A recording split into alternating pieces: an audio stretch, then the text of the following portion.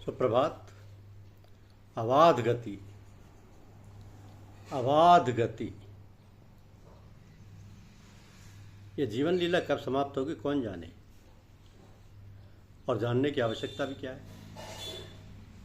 बात तो केवल इतनी है कि हमारा जीवन सार्थक है और जीवन की सारी घड़ियां व्यर्थ में ना बीते, क्योंकि मनुष्य ने जीवन न जाने कितने समय पश्चात अनेकानेक पुण्य कर्मों के फलस्वरूप प्राप्त हुआ है।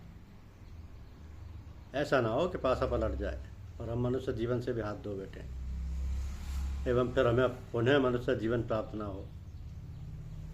हम सावधानी पूर्वक प्रत्येक क्षण और प्रतिपल अपने किए हुए पर हमें दृष्टि रखनी चाहिए।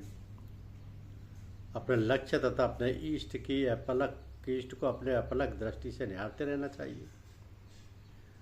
दृष्टि इधर उधर हो जाने से पथभ्रष्ट हो जाने की आशंका है, अतः सजग और सावधान रहना चाहिए। अपनी पूर्ण गति से रेलगाड़ी दौड़ी चली जाती है जब उसे लाइन क्लियर मिल जाती है, अर्थात जब उसे घंटी की आवाज़ मिल जाती है कि मार्ग ठीक है, कोई रुकावट नहीं है, साथ में टोकन भी मिल जाता है, तब ट्रेन निर्धारित गति से जा सकती है, कोई विघ्न बाधा नहीं होती।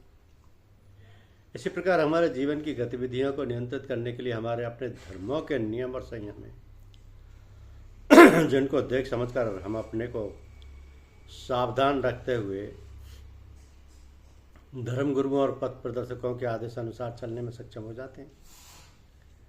इस प्रकार निसंशय होकर चलते चले जाएं तो लक्ष्य पूर्ति में त्रुटि होने की कोई संभावना नहीं रहेगी।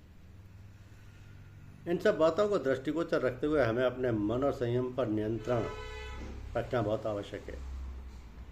तभी हमें धर्म और धर्मशास्त्र तथा पथ प्रदर्शक मार्गदर्शन कराने में सक्षम और सफल हो पाएंगे, और हम भी अबाध गति से अपने लक्ष्य की ओर अग्रसर होते रहेंगे।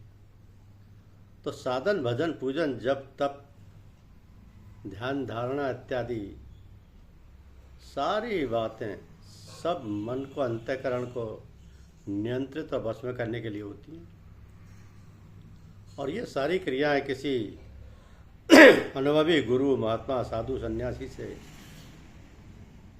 ठीक प्रकार से जानी समझी जा सकती हैं।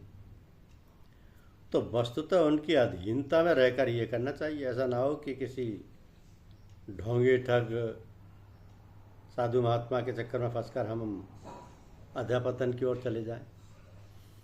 आज संसार में ठग और धोखेबाजों का बहुत प्रचार है, और हर क्षेत्र में ये सब जाल बिछाए हुए लोगों को फंसाने की चेष्टा में लगे रहते हैं। अतः नितांत जागरूक और तुष्ट होकर ही कार्य में संलग्न हो, अंधकार की ओर न चले जाए। भगवान और गुरु हमारी रक्षा करें। धन्यवाद।